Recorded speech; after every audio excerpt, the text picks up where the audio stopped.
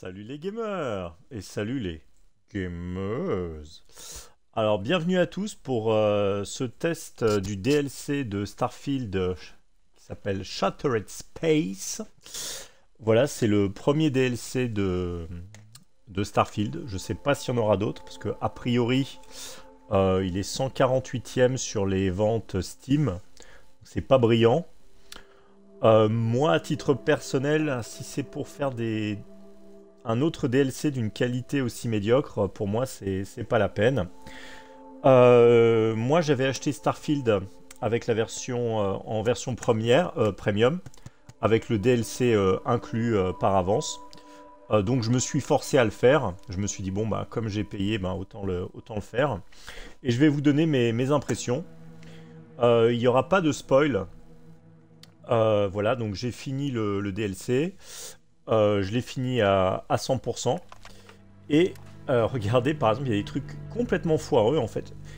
Ils font des trucs, mais trop bizarres, quoi. Là, par exemple, donc, ça, c'est une nouveauté de la dernière mise à jour.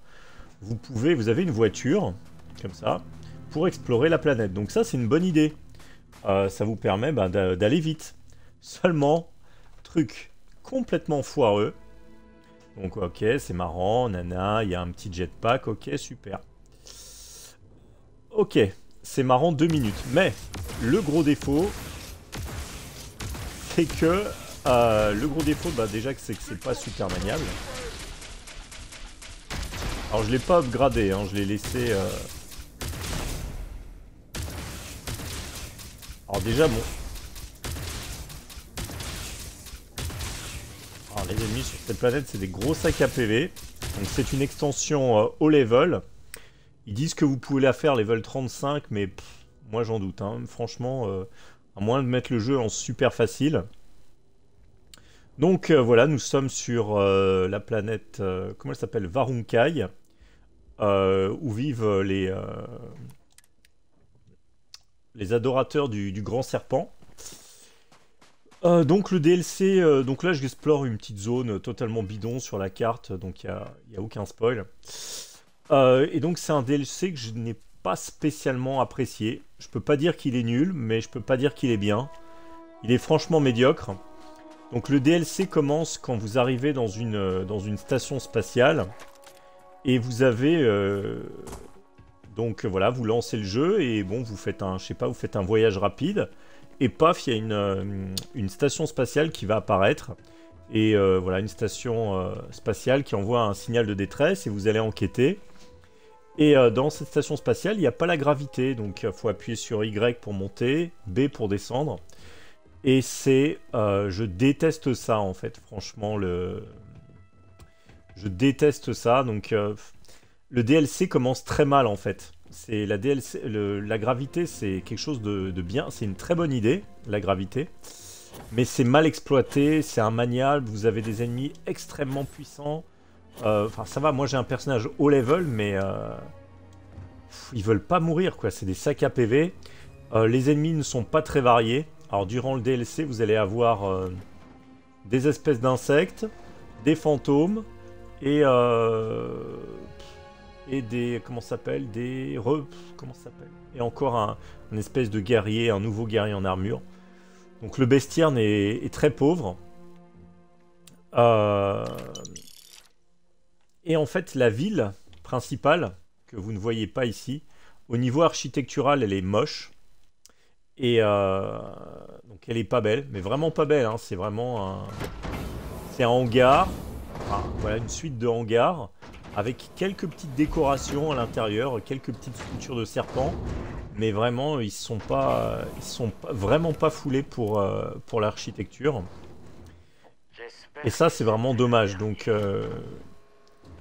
et la planète en soi, bon bah il n'y a pas vraiment de lieu d'intérêt, donc bon il n'y a pas de lieu vraiment marquant, joli. Il n'y a rien de marquant en fait. C'est vous allez faire l'extension si vous la faites. Et puis, c'est pas, dans 3 mois, vous l'aurez déjà oublié quoi. Donc, voilà, donc la quête principale, elle est pas très intéressante. Donc déjà, elle commence très mal avec une mission avec la gravité qui est pas maniable du tout. Une fois que vous avez fini cette mission, vous atterrissez sur la planète Varunkai, où va se dérouler tout le reste de votre aventure. Donc une fois que vous atterrissez sur la planète, c'est déjà plus intéressant. Vous avez la ville avec pas mal de PNJ et de quêtes. Les quêtes secondaires sont pas ouf non plus. Et l'extension est vendue 30 €. 30 €. Ouais, moi je trouve que ça les vaut pas. Moi par contre, bon, j'ai un défaut, j'ai le virus du platine. Et donc en fait, si j'ai fait le DLC jusqu'au bout, c'est vraiment uniquement pour le platiner. J'en avais vraiment marre. Et il y a un moment, j'ai même mis le jeu en très facile. J'étais là, allez, poum poum poum poum poum poum.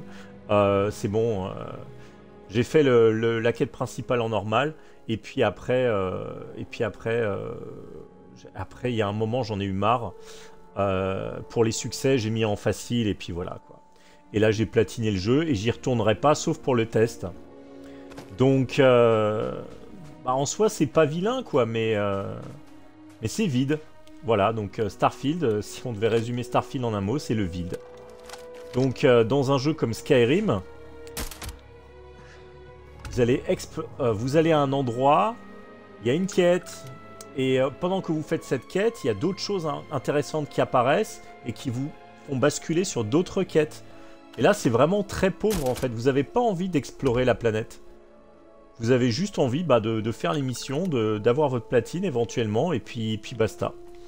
Donc pour moi, le jeu, enfin tout dépend. Si vous êtes si vous aimez Starfield, mais vraiment, c'est une bonne extension. Mais si par contre vous êtes déçu par Starfield, c'est pas ce DLC qui va relancer l'intérêt du jeu. C'est pas parce que bon, Starfield a été décrié à juste titre, voilà pour ses nombreux défauts, notamment le vide, l'absence de choses à faire. Et le DLC, il est un peu à l'image du jeu de base. Donc si vous n'accrochez pas au jeu de base, qui n'est pas un mauvais jeu, mais qui est un jeu extrêmement décevant par rapport à Starfield. Skyrim est un jeu beaucoup plus généreux. Skyrim, c'est un jeu légendaire. Skyrim, vous allez y jouer pendant 10 ans. Il y a des gens qui y jouent encore. Skyrim est sorti en 2011, on le rappelle, on est en 2024. Il y a des gens depuis 2011, ils saignent Skyrim et ils sont fans. Par contre, Starfield, je crois pas qu'il y ait des gens qui vont saigner Starfield 13 ans après sa sortie. Le jeu, bon, je dis pas qu'il est quasiment mort, mais il y a énormément de gens qui ont lâché l'affaire. Et puis voilà, les gens ils vont faire le DLC, vite fait, voilà, et au bout de 20 heures, ils arrêteront, ils feront d'autres jeux. C'est pas un jeu légendaire comme Skyrim. Et en soi, c'est une déception. Donc on espère vraiment que The Elder Scrolls 6 ne sera pas vide comme Starfield, quoi, et qu'il n'aura pas les mêmes défauts, quoi. Alors regardez mes trucs, mais complètement stupides. Donc je mets la carte. La carte, elle est là. Hop. Regardez. C'est hallucinant que des concepteurs ne pensent pas à ce genre de détails. Je ne peux pas faire de voyage rapide avec mon véhicule. Ah si, il y a une mise à jour, attendez. Alors ça a changé, et je trouvais ça complètement débile. On pouvait pas faire de voyage rapide avec la voiture il y a encore de ça 2 semaines. Alors hop, voir. Elle est où la voiture? Ah bah non. Attends, je remets la carte. On est obligé de laisser la voiture. Attendez, carte de la surface. On est obligé de laisser la voiture à l'endroit. Attendez. À moins qu'il. Ça a peut-être été patché. Hop. Je viens d'où là? Attendez, je vais vérifier ce truc là. Hop. J'étais là. Oratoire. Enfin bref. Elle est où la voiture? Logiquement, vous avez un petit symbole avec votre véhicule.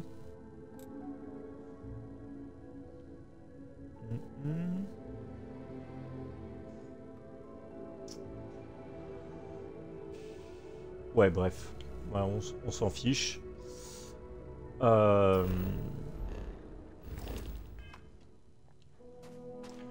Voilà, on s'en fiche.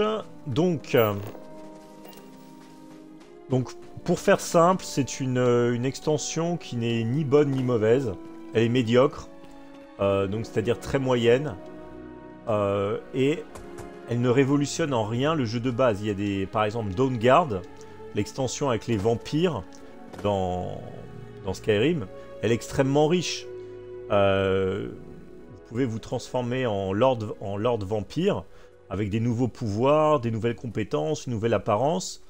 Le fait de jouer, vous pouvez jouer roleplay, ça apporte vraiment, ça apporte énormément de possibilités. Tandis que là, bon, le loot est minable. Vous ne lootez rien d'intéressant. Les quêtes sont bof bof. Je dirais qu'il y a... Attendez, on va les compter. Il y a environ une dizaine de quêtes secondaires. Et la quête principale. Voilà. Bah, sinon, bah, c'est du Starfield. Voilà, c'est vide. Voilà, hop. Voilà, je vais pas m'appesantir plus longtemps. Alors pour moi, en fait, Starfield, pendant les 80 premières heures de jeu, j'ai vraiment apprécié mon expérience. Et au bout de 80 heures, c'est là, bah, j'avais fini la quête principale. Après, j'ai fait les quêtes de faction. Et une fois que j'ai fait la quête principale et les quêtes de faction, bah, j'allais sur les différentes planètes, je les explorais à la recherche bah, d'autres quêtes. Et il n'y avait rien. Pas de quête, ou très peu. J'allais d'une planète à une autre et c'était toujours la même chose, quoi. Voilà, voilà, des cailloux. La couleur du ciel et des rochers qui se changent un peu. Et voilà. Donc... Et aussi, autre chose que j'aime pas dans le jeu, c'est le modèle économique. Ils ont peut-être fait un jeu vide en pensant que les modeurs allaient faire le travail à leur place, qu'ils allaient modder le jeu, créer du contenu. Contenu payant pour certains. Et en fait, non, ça n'a pas suivi, quoi. Les modeurs, ils sont pas intéressés par ce jeu. Ils ont pas spécialement... Il y a des mods, mais beaucoup moins que dans un Skyrim. Ils ont... Voilà, ça n'intéresse pas les modeurs de modder ce jeu. Voilà, et puis... Et ceux qui veulent faire du contenu payant, bah, ça les intéresse pas non plus, puisque comme le jeu a moins de succès que Skyrim, bah, autant faire des mods payants sur Skyrim. C'est plus facile de... Si vous voulez vraiment gagner de l'argent, bah, vous faites des mods sur un jeu qui... Bah, voilà, quoi, qui a une base de joueurs qui est plus importante, etc. Donc voilà, que dire? Alors évidemment, bah, si vous avez acheté comme moi bah, le jeu en premium, avec le DLC, voilà, bah, autant le faire, quoi. Vous n'allez pas passer un mauvais moment. Enfin voilà, moi je me suis moyennement amusé. Voilà. Voilà, c'est totalement dispensable en fait. Voilà, ce DLC il est totalement dispensable.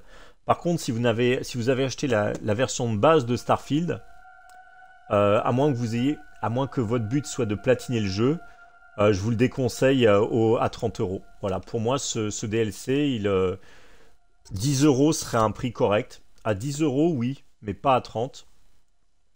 Et puis voilà. La seule chose qui est bien faite dans ce DLC, je trouve que les visages des habitants et des différents PNJ, j'ai l'impression qu'il y a plus de soin qui a été apporté au visage que par rapport aux PNJ du jeu de base. Déjà, les PNJ du jeu de base, je trouve... bah, l'un des points forts de Starfield, c'est les visages des PNJ, qui sont beaucoup plus réalistes et beaucoup plus crédibles que ceux de Skyrim, par exemple.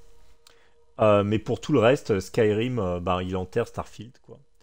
Donc voilà. Et le problème aussi, c'est qu'il n'y a pas de... Vous gagnez pas de pouvoir marrant. En fait, les perks sont nuls aussi. Ça, c'est un des défauts de comment ça s'appelle de Starfield. C'est que les perks, les compétences, elles sont pas drôles, quoi.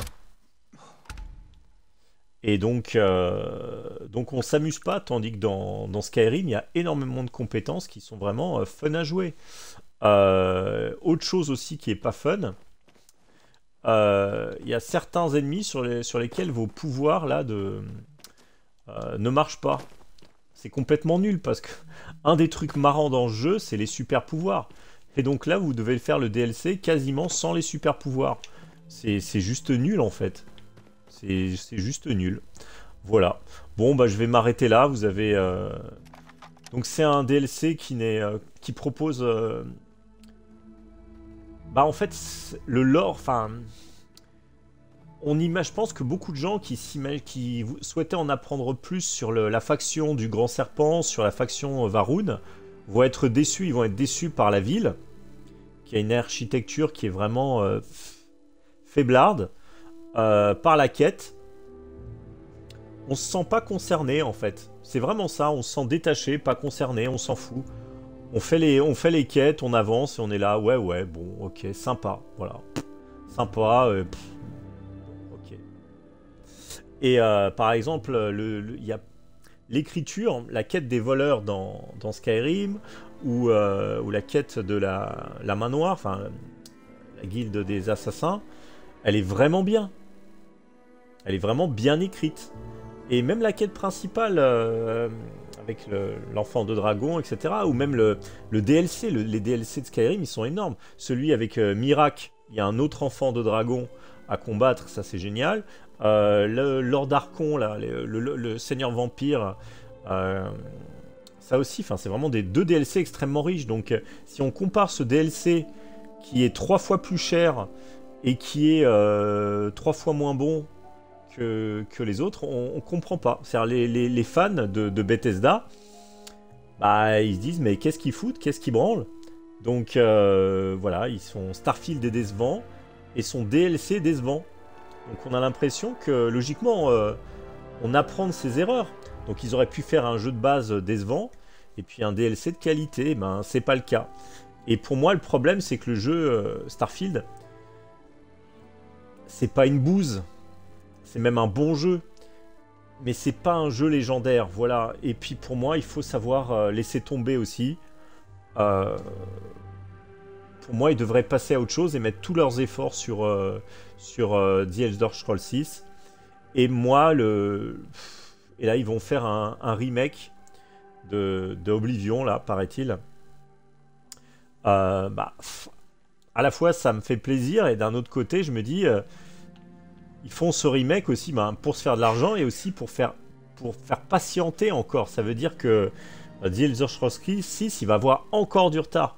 Pour moi, c'est trop. Pour moi, un jeu comme The Elder Scrolls, il devrait en sortir un tous les 5-6 ans. Ça devrait être régulier. On s'en fout des graphismes, on s'en fout que ce soit une claque technologique. On veut des quêtes bien écrites, des compétences qui soient fun, un monde qui soit grand mais pas trop. Et pas un truc généré par l'IA, quoi, parce que dans Starfield, il y a des donjons, ils sont identiques à 100%. Vous allez sur une planète, vous faites un donjon, puis 10 heures plus tard, vous allez sur une autre planète, et le donjon sera identique, mais à 100%. Tous les objets seront placés au même endroit. Le loot, à part le loot qui est aléatoire dans les caisses, tout le reste, l'architecture, les escaliers, les portes, tout est identique, les couloirs, bref, c'est... Que dire? Alors Starfield reste quand même meilleur que je sais pas, que la moitié des jeux qui sortent. Parce que dans les jeux qui sortent, il y a quand même de sacrées bouses. Mais par rapport à Bethesda, par rapport au fait qu'ils aient été rachetés, c'est pas... je sais pas. Voilà. Donc, bon, je vais m'arrêter là. Voilà, le DLC de Starfield... Shattered Space ne change pas la donne en fait. Ça ne fait pas repartir le moteur quoi. La machine elle est grippée, le jeu il est foireux et c'est pas en faisant quelques petites mises à jour par-ci par-là que vous allez en faire un bon jeu. Starfield est ce qu'il est. Il est très bon par certains côtés, mais les défauts les 1000 planètes, vous pouvez pas les faire disparaître d'un revers de main. Les 1000 planètes complètement vides avec rien à explorer. Les lieux qui sont inintéressants, qui sont fabriqués par une intelligence artificielle. Là, attendez, je vais mettre la map. Donc vous avez quelques lieux où va se dérouler la quête principale. Mais sinon, vous avez des lieux où va se dérouler la quête principale. Et puis sinon, tous les autres lieux, ben, c'est de la merde, quoi. C'est une épave de vaisseau écrasée. C'est une mine. C'est une grotte. Voilà, quoi. C'est que des trucs... La plupart des lieux sont inintéressants à explorer. Et même la ville centrale est, je trouve, pas ouf, quoi. Voilà. C'était mon avis sur Shattered Space. Donc un DLC que je vous déconseille fortement au prix de 30 €. Voilà. Gardez vos 30 € pour d'autres jeux ou d'autres DLC de bien meilleure qualité, quoi. Alors évidemment, bon, ça n'a rien à voir, mais j'ai fait, comment ça s'appelle, l'extension d'Elden Ring. Elle s'appelle comment? Ah oui, Shadow of the Earth Tree.